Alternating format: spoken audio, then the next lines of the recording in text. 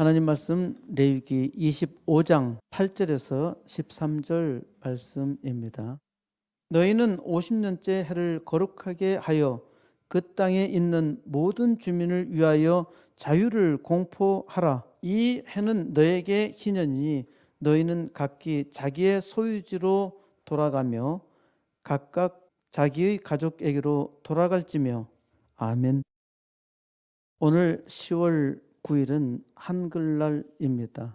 한글날은 일본 강제 점령 40년 역사에서 해방된 해인 1945년 10월 9일로 정하였으니까 우리말을 완전하게 말살하려고 했던 일본의 악랄한 압정에서 벗어나서 우리말을 자유롭게 사용할 수 있었으니까 얼마나 감개무량했겠습니까?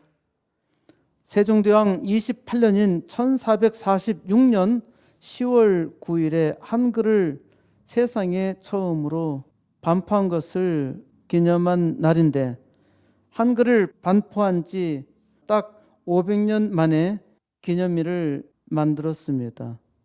한글날은 1926년 조선어 연구회가 처음으로 기념했는데, 이해는 한글 반포 8회갑 480년이 되죠. 처음에는 가가, 거교, 고교 여기에서 각야날이라고 했는데 2년 뒤인 1928년부터 한글날이라고 했습니다. 하나님은 하나밖에 없는 님이라는 전 세계에서 유일한 이름이 있죠. 마찬가지로 한글은 하나밖에 없는 글에서 한글이고 또 으뜸 가는 글이라는 의미를 담고 있으니까 그 이름에서도 으뜸입니다. 아주 무식하기 이를 데 없는 유식한 척하는 사람은 하나님이라는 표현이 문법적으로 잘못되었다고 주장합니다. 사람 나고 말 난 것이지 말 나고 사람 난 것이 아니죠. 그런데 실은 말은 사람 나기 전에도 있었습니다. 하나님께서 말씀으로 세상을 지으셨지요. 그리고 말씀은 태초에 있었다고 요한복음 1장 1절에 기록하고 있습니다. 하나님은 오직 사람에게만 말을 담아 두신 것입니다. 그래서 사람만이 말을 할 수 있죠. 말 중에서도 가장 우수한 말이 한글입니다. 한글은 자연 발생적으로 생긴 것이 아니죠. 세종대왕이 창의적으로 창제한 문자인데 지극히 과학적이고 합리적으로 만들어져서 세계 문자 역사상 한글만큼 우수한 문자가 없다는 것은 세계의 지식인들이 모두 인정하고 있습니다. 우리나라 국경일은 1949년 10월 1일 법률 제53호로 공포한 국경일에 관한 법률에 의해서 지정되었는데, 우리나라 5대 국경일은 3.1 만세절, 제헌절, 광복절, 개천절, 그리고 한글날입니다. 박정희 대통령은 1965년 한글날 담화문에서 세계 어떤 민족도 제 나라 글자를 위해서 기념하는 날을 가지는 민족은 없다. 우리 민족만이 가진 특유한 자랑거리라고 하면서 우리가 글자만을 사랑하기보다는 그 글자를 통해 높은 문화를 자랑하고 또 그 문화를 통해 우리들의 높은 생활을 자랑할 수 있어야만 한다고 했습니다. 박정희 대통령은 모든 공문서를 한글로만 작성하도록 지시했고, 일제가 호문 광화문을 제자리에 옮겨서 한글 현판을 세웠고 세종문화회관이라는 이름도 직접 붙였습니다. 한글날이 국경일에서 지워지는 불운을 겪기도 했는데 10월경 추석 연휴가 있는 데다가 1일은 국군의 날, 3일은 개천절, 그래서 쉬는 날이 너무 많아서 경제 발전에 지장을 준다는 이유 때문이었습니다. 노태우 대통령은 1991년 한창 일해야 할 가을철에 쉬는 날이 너무 많아 수출과 경제에 큰 영향을 미치고 있다면서 한글날을 법정 공휴일에서 제외하고 기념일로 만들었습니다. 노무현 대통령은 2006년 한글날 경축사에서 한글은 계급적 세계관을 뛰어넘어 백성을 하나로 아우르고자 했던 민본주의적 개혁정치의 결정판이라고 이는 완전히 정치적으로 해석했지요. 그는 기념일에서 국경일로 격상시켰습니다. 이명박 대통령은 2009년 세종 없는 서울 세종로에 한 손에 훈민정음 해례본을 든 세종대왕 동상을 세종문화회관 앞에 설치했고, 세종대왕 같은 위대한 지도자를 가졌다는 것은 민족의 큰 자랑이다. 특히 세종대왕이 만든 한글은 결의의 보물이라며 독립일이나 승전일을 기념하는 나라는 많지만은 문자를 만든 날을 국경일로 기념하는 나라는 우리가 유일하다고 말했습니다. 그래서 이명박 대통령의 임기가 끝나는 2013년부터 다시 법정 공휴일로 지정되어서 오늘도 쉬고 법정 공휴일이기 때문에 내일도 휴일이 된 것입니다. 2016년 11월 19일 방송된 무한도전 힙합 X 역사 특집에서 드라마 뿌리 깊은 나무의 박상현 작가는 훈민정음 한자 순서를 바꾸면은 다른 뜻이 된다면서 세 가지 숨은 뜻을 공개했습니다. 물론 이건 박상현 작가가 표현한 말입니다. 훈민정음은 누구나 다 아는 백성을 가르치는 바른 소리라는 뜻이지요. 민음 훈정은 민음 백성의 소리를 정훈 바르게 새기라는 뜻이고, 민음 훈정은 백성의 소리를 훈정 새김이 바르다 마땅하다라는 뜻이고, 음정 민훈은 음정 소리가 정 바르니 백성이 따른다 라는 뜻이라 풀었습니다. 아주 재미있게 풀어놨죠. 세종대왕은 백성이 나를 비판하는 내용이 옳다면은 그것은 나의 잘못이니 처벌하지 말라고 했는데, 훈민정음 백성을 가르치는 바른 소리를 만들어낸 것뿐만 아니라 민음정훈 백성의 소리, 민음 백성의 소리를 정훈 바르게 새길 줄 알았던 것입니다. 세종대왕은 사형 집행 전에는 3번씩 철저하고 정확하게 조사해서 억울함이 없도록 하라고 했는데, 민음 훈정 백성의 소리를 새김이 마땅하다. 곧 백성의 소리에 귀를 기울일 줄 아는 왕이었죠. 세종대왕은 관청에서 일하는 여자 노비들이 출산 휴가를 일주일 받았는데 100일로 늘렸고, 출산 1개월 전부터 산모의 복무를 면제시켜 주었으며 그 남편에게도 산모를 돌볼 수 있도록 산후 1개월간 휴가를 주었습니다. 세종대왕은 어린이와 노인이 죄를 범했을 때 얼굴이나 팔에 죄명을 표시하는 문신, 이를 자자형이라고 하는데 자자형을 금지시켰습니다. 세종대왕은 해동 요순, 해동 동쪽 바다 쪽에 요순 임금이라 불려질 정도로 백성과 나라를 위한 왕이었습니다. 세종대왕은 한 번도 향을 올리거나 부처에게 절한 적도 없고 처음부터 끝까지 올바르게만 정치했으니까 정음, 훈민, 바른 소리로 백성을 가르치는 명군이었습니다. 세종대왕은 당대의 모든 분야, 농학이나 농업, 문학, 역사, 언어, 음악, 법, 수학, 철학, 경제, 천문학, 물리학, 지리학은 물론 군사와 인권까지 망나한 현군이었습니다. 세종이라는 이름에서 세자는 영토를 넓히는 것과 같은 군사적 업적이 뛰어났던 임금에게 주는 묘호라고 합니다. 세상에 세종대왕만큼 뛰어난 왕이 없고 이순신 장군만큼 뛰어난 장군이 없습니다. 조선이라는 아주 작은 나라에서 위대한 인물이 태어났는데 세계적으로 유명하지 못한 것은 선천적으로 착한 기질 때문이라 생각됩니다.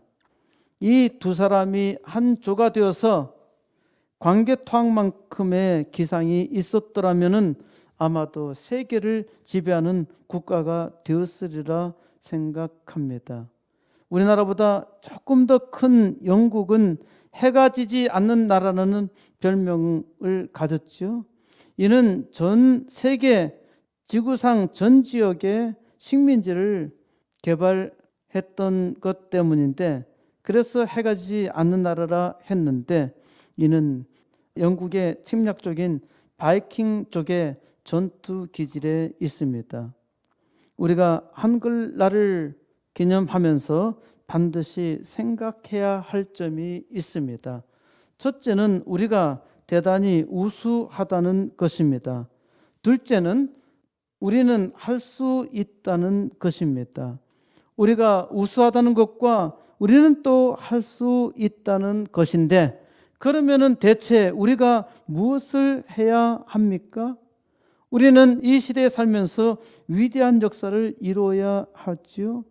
하지만 안타깝게도 우리는 아직 노예 의식에 사로잡혀 있습니다. 어떤 사람은 중국에 사대하는 의식이 있지요. 미국이나 일본에 사대하는 사람들도 있습니다.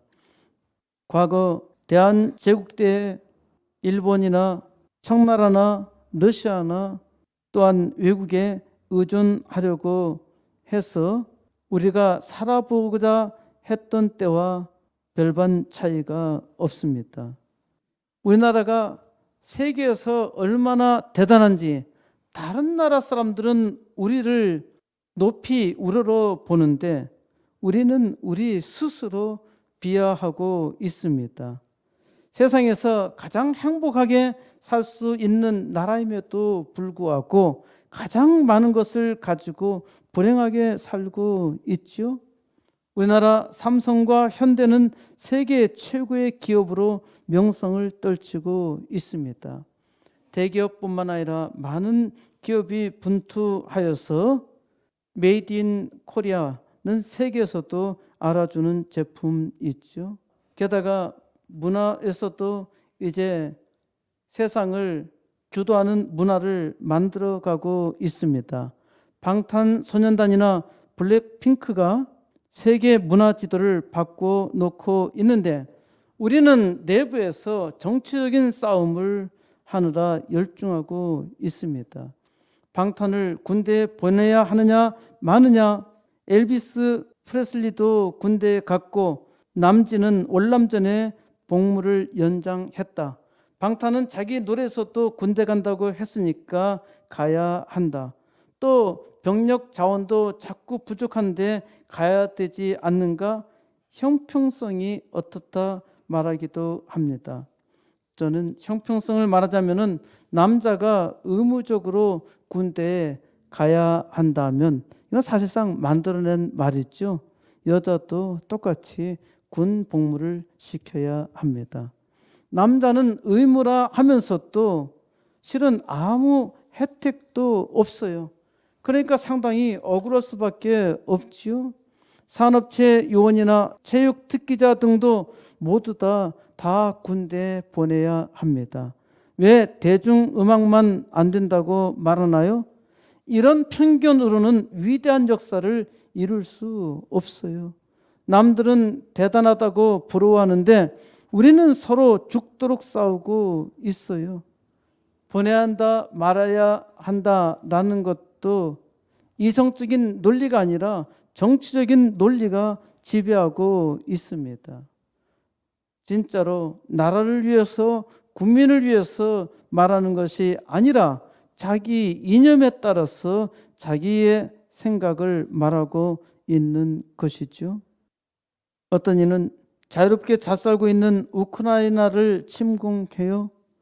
또 어떤 이는 자유롭게 사는 대만을 침공하여 정복하는 것을 목표로 삼고 있죠. 또 어떤 사람들은 위대한 대한민국을 만드는 것이 아니라 자기 정치적 권력을 위해서 국민들로 서로 싸우게 하고 있어요. 이런 악당들에게 속히 하나님의 정의로 심판이 임하기를 바랍니다. 악당들은 세상을 악하게 만드는데 우리 하나님의 백성들은 대체 무엇을 하고 있나요? 우리 하나님의 은혜를 받은 우리는 잘 생각해 보아야 합니다. 하나님은 이 시대에 우리를 택하시고 우리로 하여금 위대한 역사를 감당하도록 사명을 주셨습니다. 지구상에 하나뿐인 한글을 가진 우리는 오직 하나이신 하나님의 영광을 위해서 이 시대에 부름받았음을 깨닫고 하나님 부르신 사명에 따라서 하나님 앞에 믿음으로 담대하게 살아야 합니다.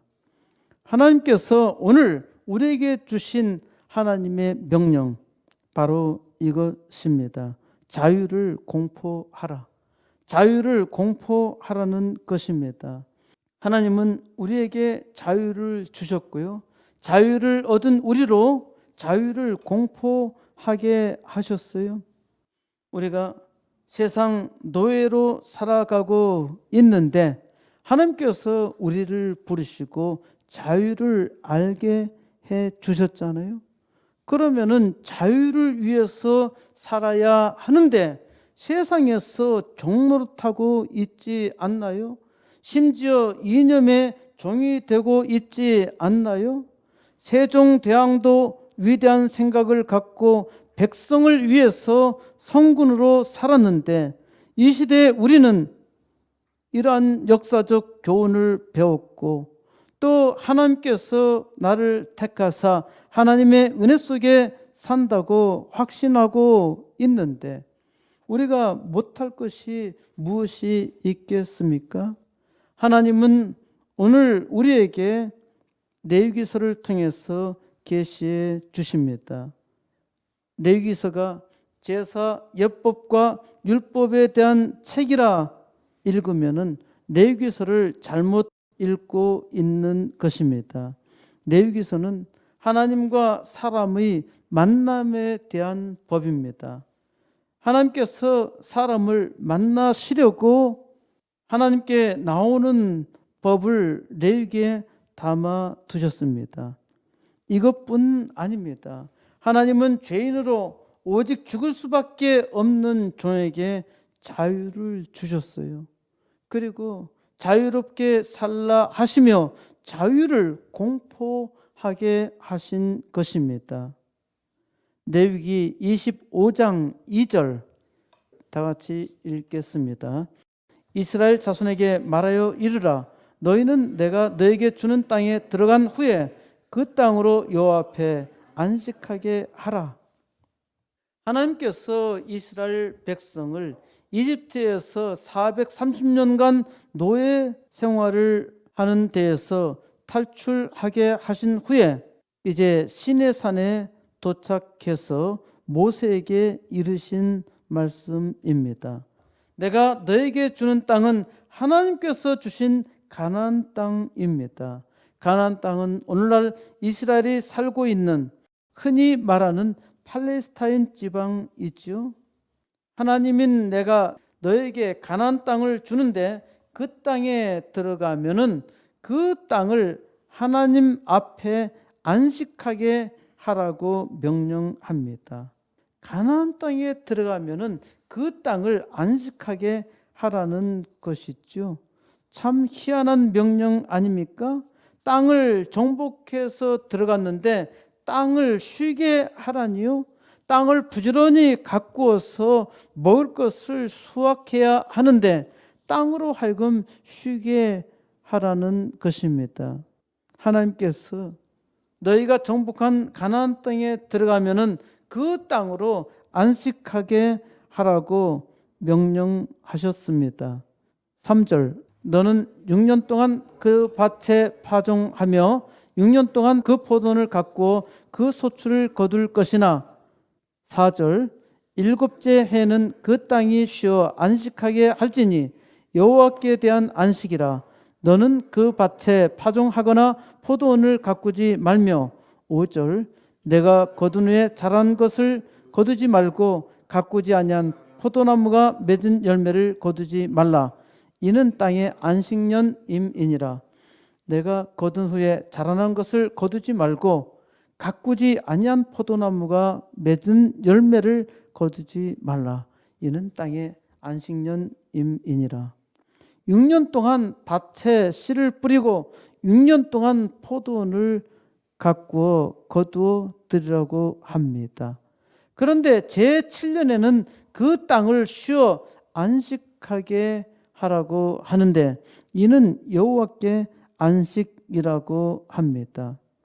안식의 명령은 안식일에서 시작되었죠. 레위기 23장 3절에서 엿새 동안은 일할 것이요 일곱째 날은 안식일이니 성회의 날이라. 너희는 아무 일도 하지 말라. 이는 너희가 거주하는 각처에서 지킬 여호와의 안식일이니라. 안식일은 안식일을 기억하며 거룩히 지키라는 10계명 중 네 번째 계명이며 안식일은 반드시 지켜야만 하는 명령이었습니다. 7일 중에서 하루를 쉰다는 것은 고대 사회에서는 혁명이었습니다. 또 이날은 종들도 쉴 수 있었으니까 안식일은 모든 사람의 축복이었죠. 일주일에 하루를 쉰다는 것은 아주 좋은 제도라 생각하겠는데 6년 동안 일하고 7년에는 한 해를 완전히 쉬라고 명령하셨는데 이는 너무 심한 명령이 아닌가요? 어떻게 6년 일하고 1년을 쉴 수 있겠습니까? 농경 사회에서 6년 일하고 1년을 쉰다? 이건 대단히 어려운 일입니다. 대학 교수들은 안식년 제도가 있습니다. 안식년이라는 말 대신에 연구년이라고 해서 1년 해외 연구를 할 수 있도록 해줍니다. 저는 37년 교직 생활하면서 많으면 최대 5번까지 안식년으로 해외에 갔다 올 수도 있었는데 단 한 번도 쉰 일이 없습니다. 한 해 한 해가 바쁜데 어찌 쉴 수 있나요? 지금도 할 일이 태산 같아서 쉴 날이 없는데 6년 일하고 1년 쉰다는 것은 참 어려운 일이죠. 하지만 7년에 한 번씩 1년 쉴 수 있는 안식년은 아주 좋은 제도입니다. 일곱째 해는 땅을 안식하게 하라는데 이는 여호와께 대한 안식이라고 하셨습니다. 모든 땅이 다 하나님의 소유이니까 땅을 쉬게 하는 것이 하나님께 안식이라는 것인가요? 그런데 땅은 생명체도 아니지요. 그리고 땅을 쉬게 하는 것이 어떻게 하나님께 안식일일까요? 하나님은 천지를 6일 동안 만드시고 제7일에 쉬었으니까 하나님이 쉬시기 위한 것인가요? 하나님이 쉬시기 위해서 사람에게 안식을 명하셨을까요? 안식일에 대해서 오해하는 사람이 많습니다. 예수님께서 하신 말씀을 들어보세요. 마가복음 2장 27절 안식일이 사람을 위하여 있는 것이요 사람이 안식일을 위하여 있는 것이 아니니. 안식일이 사람을 위해 있는 것이지 사람이 안식일을 위해서 있는 것이 아니라 말씀하신 것입니다. 그러므로 안식년도 사람을 위하여 있는 것입니다. 6년 동안 일하고 1년을 쉴 수 있다면은 사람에게 좋지 누구에게 좋겠습니까? 밭도 안식하는 것이 좋습니다. 밭을 계속 사용하기만 하면은 밭이 황폐해지지요. 그래서 우리나라는 이 논밭을 쉬게 할 수 없으니까 나중에 밭에다가 황토를 뿌리기도 하죠. 논에다가 황토를 뿌려서 논의 산성화를 막기도 합니다. 인삼밭은 잘 알다시피 6년 동안 인삼을 기르죠. 7년째 되어서 1년을 쉬고 또 인삼을 재배합니다. 그런데 이게 아닙니다. 인삼은 한번 재배하면은 땅에서 중요한 영양분을 다 뽑아내기 때문에 그 땅에서는 더 이상 인삼을 재배할 수가 없습니다. 그러니까 인삼이 좋은 이유가 있지요. 하지만 인삼은 상당히 고약합니다. 땅의 영양분을 단 한 방에 빼내 가기 때문이죠. 하지만 이렇게 말하면은 무식하다는 소리를 듣습니다. 인삼을 재배한 후에 다른 작물을 심으면 됩니다. 요즘에는 밭에 비료를 주어서 작물의 생산성을 올리기도 하지만은 옛날에는 비료가 없었지요. 그런데 비료가 아무리 좋다고 해서 계속 주면서 작물을 재배하면은 땅은 아주 나빠집니다. 그래서 땅을 쉬게 하든지 다른 작물을 심어야 합니다. 윤작이라고 하죠. 그러니까 하나님께 안식이라고 했는데 이는 하나님이 자기의 백성을 사랑하시기 때문에 주신 명령입니다. 하나님의 백성은 그 땅을 쉬게 해야 합니다. 이는 하나님의 백성을 위해서 쉬게 하신 것이죠. 안식년에는 너는 그 밭에 파종하거나 포도원을 가꾸지도 말라고 하시며 심지어 내가 거둔 후에 거기서 자라난 것도 거두면 안 된다. 그리고 거두지 아니한 포도나무에 열매가 맺혔다고 해서 그것을 거두면 안 된다고 말합니다. 안식년에는 좌우간 아무것도 거두지 말라는 명령입니다. 신명기서 15장 1절에서 매 7년 끝에는 면제하라. 면제 규례는 이러하니라. 그의 이웃에게 구워진 모든 채주는 그것을 면제하고 그의 이웃에게나 그 형제에게 독촉하지 말지니 이는 여호와를 위하여 면제를 선포하였음이라. 안식년에는 빚을 면제하라는 말입니다. 아주 아름다운 법이죠. 이것 또한 여호와를 위하여 면제를 선포했다고 하지만은 하나님을 위해서 면제하라고 한 것이 아니라 하나님의 백성을 위해서 면제하도록 한 것입니다. 돈을 빌렸어. 그런데 7년째 되면은 무조건 면제해 주라는 겁니다. 물론 갚을 수 있는 능력이 있으면은 갚아야 해요. 그런데 갚을 수 있는 능력이 있어도 안 갚는 사람이 있겠지요. 그러면은 그 공동체가 깨지고 마는 거예요. 하나님의 말씀대로 모든 사람들이 정직하게 살기만 한다면은 가난한 자는 하나도 있지 않아요. 아주 아름다운 공동체이죠. 또 가난한 자 하더라도 7년이 지나서 모든 것을 탕감받으면은 다시 회생할 수 있어요. 너희는 한 형제라는 겁니다. 하나님께서 이스라엘 백성을 선택하시고 한 형제 공동체로 만드셨어요. 그러니까 형제간에 어려울 때는 돈을 얼마든지 빌려주라는 거예요. 그리고 갚지 못할 일이 생긴다 하더라도 그렇게 하라는 겁니다. 그리고 7년 되면은 그 빌려준 것에 대해서 생각하지도 말라는 겁니다. 이 하나님의 말씀대로 하면은 이스라엘 공체가 얼마나 아름답고 힘이 있을까요? 그러나 사람은 대단히 이기적이죠.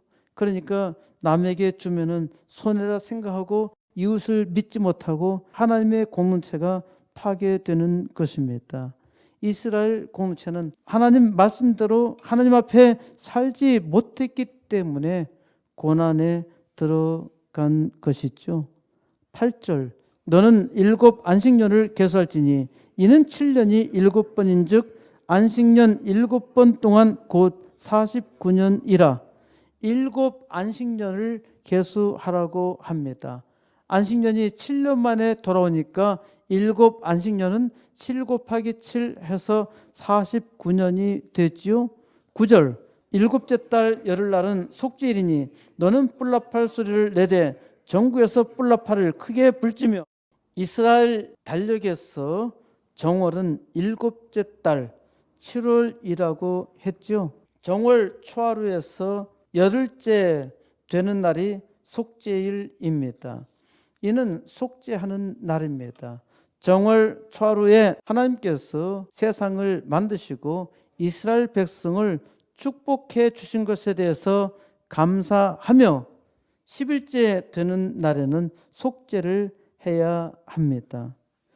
사람에게 가장 중요한 것은 속죄입니다. 사람이 죄로 말미암아 저주에 빠졌고 영 죽게 되었으니까 사람이 살려면은 그 죄를 속함 받아야 하지요. 그래서 해야 할 일이 속죄입니다. 정월 초하루 이스라엘 백성은 하나님께서 세상 만물을 만드셨음을 나팔을 불어서 온 세상에 알게 했고, 그리고 10일 후에 속죄해야 했습니다. 10절 너희는 50년째 해를 거룩하게 하여 그 땅에 있는 모든 주민을 위하여 자유를 공포하라. 이에는 너에게 희년이니 너희는 각각 자기의 소유지로 돌아가며 각각 자기의 가족에게로 돌아갈지며. 50년째 해를 거룩하게 하라고 합니다. 그 땅에 있는 모든 주민에게 자유를 공포하라고 합니다. 이 해가 너에게 희년입니다.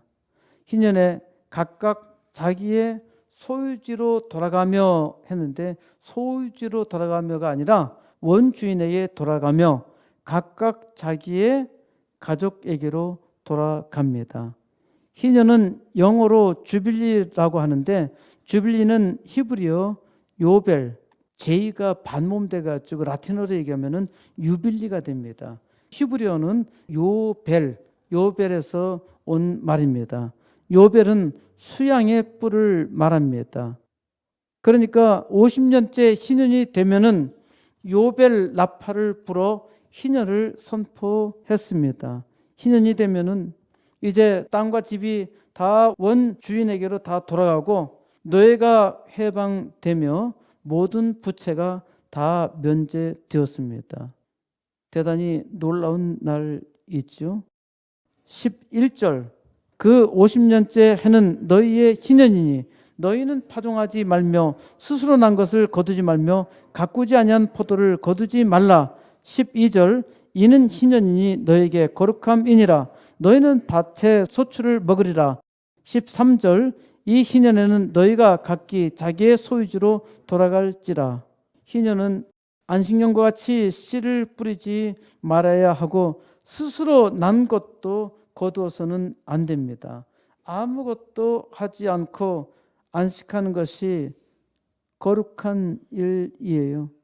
하나님의 안식 명령에 순종했기 때문에 하나님 앞에 거룩한 일이죠. 이 희년에는 너희가 각기 자기의 소유로 돌아갈 것입니다. 그러니까 그 모든 것을 다 회복할 수 있는 해가 바로 희년입니다. 14절 내 이웃에게 팔든지 이웃의 손에서 사거든 너희 각 사람은 그의 형제를 속이지 말라. 너무너무 돈이 없으면은 자기의 자식도 팔기도 하잖아요. 그런데 희년이 되면은 다 돌이킬 수 있습니다. 또 재산을 팔고 사는 일도 하는데 속이지 말라고 합니다. 정직해야 하지요. 신용이 기본입니다. 희년에는 모든 것을 원주인에게 돌려주어야 하는데 희년 이전에 중도 청산할 수 있습니다. 15절 그 희년 후의 연수를 따라서 너는 이웃에게서 살 것이요 그도 소출을 얻을 연수를 따라서 내게 팔 것인즉 16절 연수가 많으면 너는 그것의 값을 많이 매기고 연수가 적으면 너는 그것의 값을 적게 매길지니 곧 그가 소출의 다수를 따라서 내게 팔 것이라. 17절 너희 각 사람은 자기 이웃을 속이지 말고 내 하나님을 경외하라. 나는 너희 하나님 여호와이니라. 희년부터 계산해서 다시 땅을 물릴 수 있습니다. 희년 다음 해에 갑자기 형편이 어려워서 또 땅을 맡기고 돈을 빌렸어. 이때 어떻게 계산하는가? 땅을 판 사람은 나중에 갚을 능력이 되면은 언제든지 그 땅을 되돌려 살 수 있었습니다. 그런데 땅값이 시간이 지나면서 점차로 낮아지게 됩니다. 희년이 될 때까지 그 땅에서 수확해서 돈을 갚습니다. 그리고 그 땅을 다시 사들이는 것이 도무지 불가능하다 하면은 희년이 되면은 무조건 자기 땅으로 돌아옵니다. 세상 땅 사는 거하고 완전히 다르죠. 일반적으로 땅을 사들인 기간이 길면 길수록 돈을 더 내어야 하지 않나요? 땅을 사용한 값을 계속 주어야 하기 때문이죠. 하지만 이스라엘은 땅을 샀다 해도 그것은 잠시 보유하는 것뿐이고 전혀 자기 땅이 아닙니다. 희년이 되면은 무조건 돌려주어야 해요. 그리고 그 땅에서 거둔 소출로 다시 갚을 수 있습니다. 일반적으로 가난한 자는 한 번 빚지면은 영원히 그 빚을 갚기가 어렵습니다. 땅을 빌리면은 그 임대료를 내야 하는데 임대료가 보통은 50%, 70%까지 되기도 했습니다. 그러니까 빚은 자꾸 늘어나게 되어 있어요. 하지만 이스라엘은 임대료가 없어요. 자기 땅처럼 가꾸면서 그 땅에서 난 소출을 팔아서 갚을 수가 있어요. 이러한 제도가 참으로 아름답긴 한데 도둑놈들이 많다면 곤란한 제도이겠죠. 돈을 잔뜩 빌리고 내 땅을 주고 거기서 또 작물을 지어서 팔아서 돈을 만들어서 갚지는 않고 부지런히 쌓아놔. 희년이 되면은 자기 땅으로 돌아와. 다들 이와 같이 부정직하면은 그 공동체가 존재할 수가 없어요. 그러니까 정직해야 합니다. 정직하지 않으면은 이웃과의 관계가 깨어지지요. 형제라도 정직하지 않으면은 그 관계가 깨집니다. 이스라엘 공동체의 중심은 하나님입니다. 하나님을 경외하면은 정직하며 신실합니다. 빚을 갚지 않아도 되니까 또 50년이 되면 받을 수도 있으니까 대충 빚지고 놀지, 이런 논리가 아닙니다.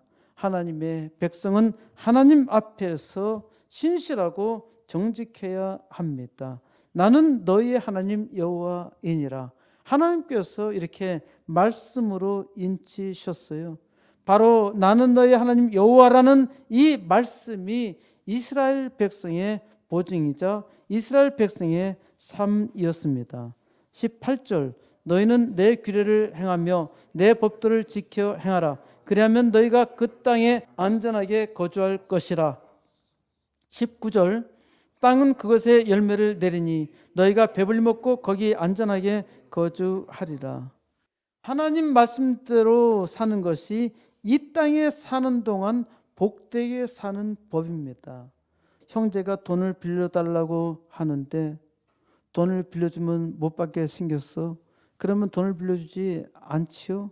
저 형제가 참으로 신실하고 저 형제의 자존심도 상하지 않게 또 나와 함께 또 잘 살게 하고 싶어. 또 나도 내 후손도 어려울 수도 있잖아요. 내가 믿고 도움을 주면은 도움을 받을 수 있잖아요.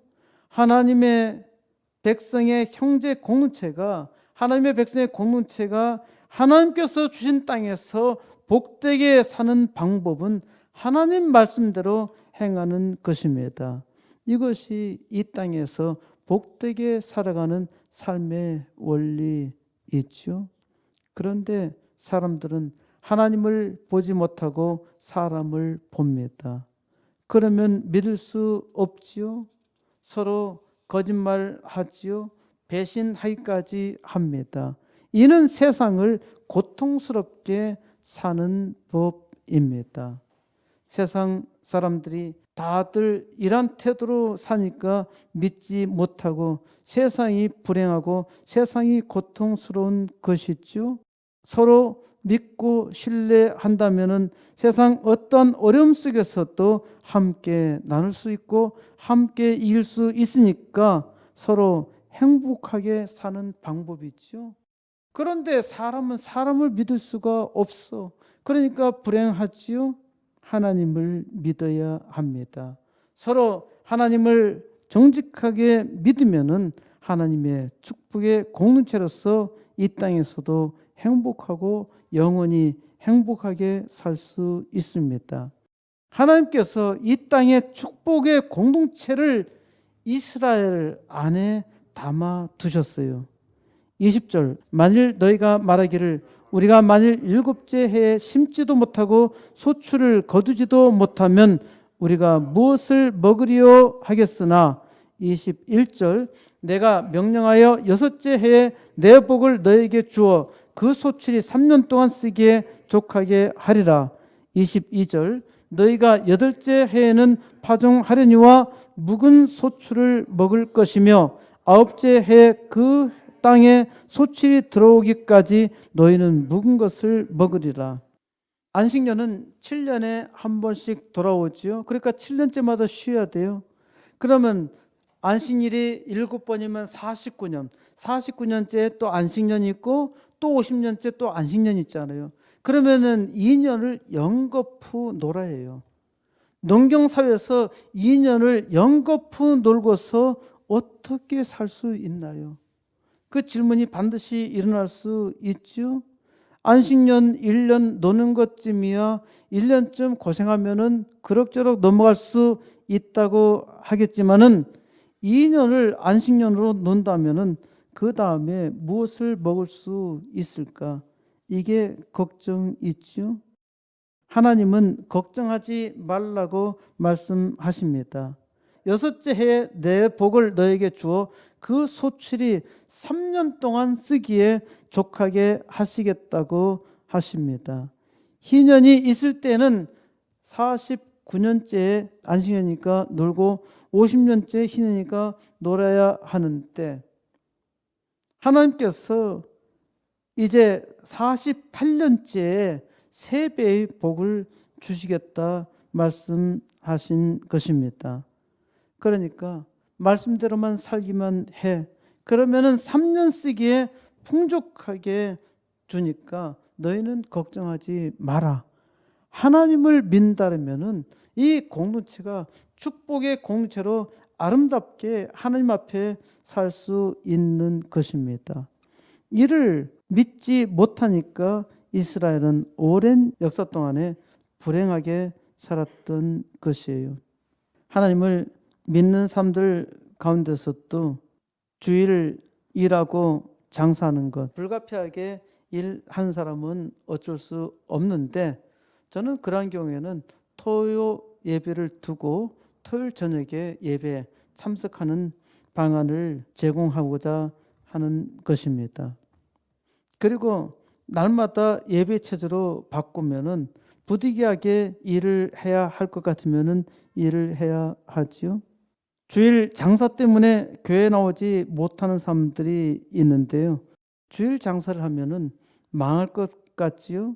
주일 장사를 하다가 망한 사람도 있을 것입니다. 그런데 어떤 믿음의 사람은 주일 장사를 하지 않는데 평일 버는 것보다 훨씬 더 많이 버는 사람도 있어요. 주일 장사를 하든지 말든지 여러분의 선택에 달려 있습니다. 하지만 하나님은 믿음대로 주십니다. 23절 토지를 영구히 팔지 말 것은 토지는 다 내 것임이라. 너희는 거류민이요 동거하는 자로서 나와 함께 있느니라. 땅은 사람의 것이 아닙니다. 우리는 이 땅에 살면서 자기의 땅을 많이 가지려고 노력하지만은 땅을 가진 사람은 아무도 없어요. 잠시 거주할 뿐입니다. 그런데 우리는 무한한 착각 속에 있는 것이죠. 하나님은 동거하는 자로서 자기와 함께 있는 것이니까 땅은 사고 파는 것이 아니라 한 것입니다.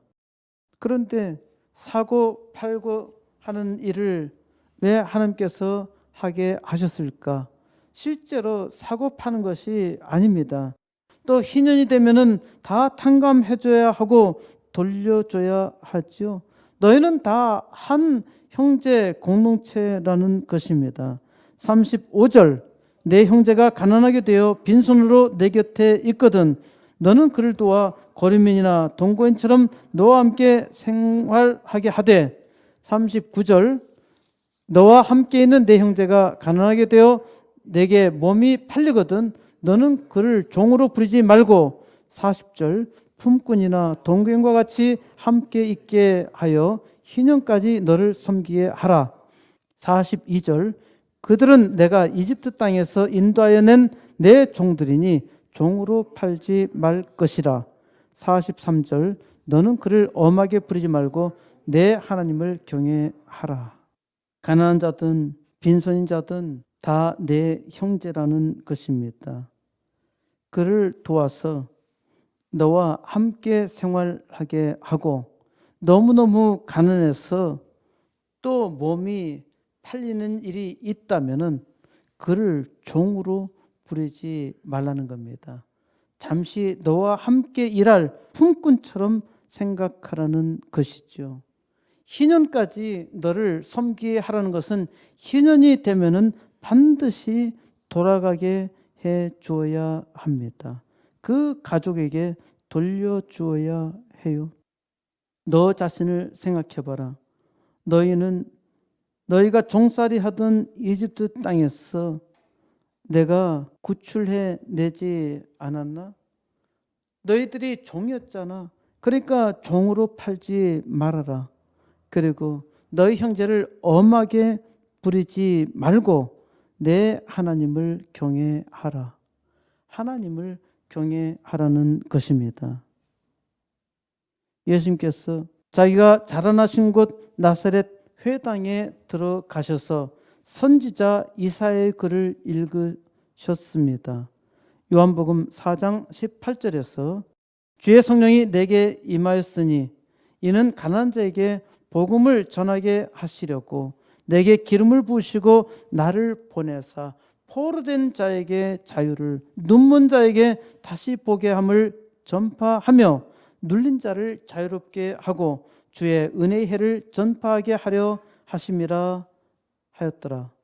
예수님께서 이 말씀을 하시며 이 글이 오늘 너희 귀에 응하였느니라.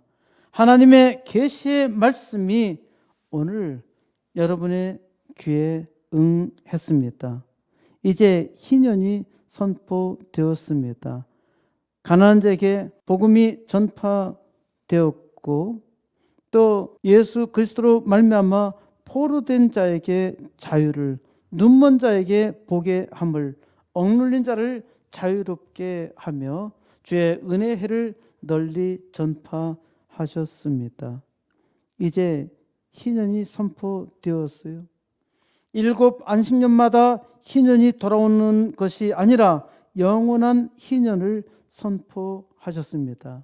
예수님께서 복음을 전파하시며 온 땅에 자유를 주신 것이지요. 자유를 공포하라. 여러분은 예수 그리스도로 인하여 자유를 얻었습니까? 자유하는 자이면은 자유를 공포해야 합니다. 자유를 공포하라는 것이 하나님의 명령입니다. 하나님께서 부르신 자에게 하나님께서 주신 사명입니다. 우리가 어떻게 세상에 자유를 공포할 수 있겠습니까? 하나님께서 나를 축복해 주셨잖아요. 하나님께서 내게 주신 축복을 통해서 자유를 공포해야 하지요. 하나님을 믿지 아니한 자에게 복음을 전파하는 것은 무엇보다도 귀한 참된 자유입니다. 이 땅에 어둠 속에 살아가는 사람들에게 빛을 주는 것은, 참 빛을 주는 것은 놀라운 자유입니다. 하나님을 믿지 아니한 사람이라 하더라도 세상에서 불행하게 살아가는 사람들에게 착한 일을 하는 것은 빛의 자녀로서 하나님의 자유를 증거하고 있는 것입니다. 자유를 공포하라. 하나님께서 우리에게 자유를 공포하라고 명령하셨습니다. 참으로 초라하고 볼품없고 능력도 없고 가진 것도 없는데 어떻게 자유를 공포할 수 있겠습니까? 하나님께서 없는 자 같은 나를 부르사 세상에 부유한 자를 능히 이기게 하셨어요. 하나님께서 나를 선택하셔서 축복해 주셨어요. 하나님을 믿을 때 하나님께서 일하십니다. 자유를 공포하라. 하나님께서 코스모스 교회를 통해서 함께 자유를 공포하게 하셨습니다. 우리는 이 일을 위해서 하나님께서 우리 코스모스 교회에 주신 사명 80개 개척교회 2개 학교를 위해서 기도하고 이제 믿음의 역사 증거를 하고자 합니다. 하나님께서 우리를 이 시대에 특별히 선택하시사 교회 부흥을 사모하게 하셨고 이제 이 일을 시작하게 하셨음을 믿고 이제 담대하게 하나님의 역사 능히 이루어야 합니다. 이 시대 자유를 공포하라는 하나님의 말씀을 듣고 세상 인간 삶의 모든 영역에서 자유를 공포하며 하나님의 영광 돌리는 역사 온 우주에 이르기를 우리 주 예수 그리스도의 이름으로 간절히 축원드립니다.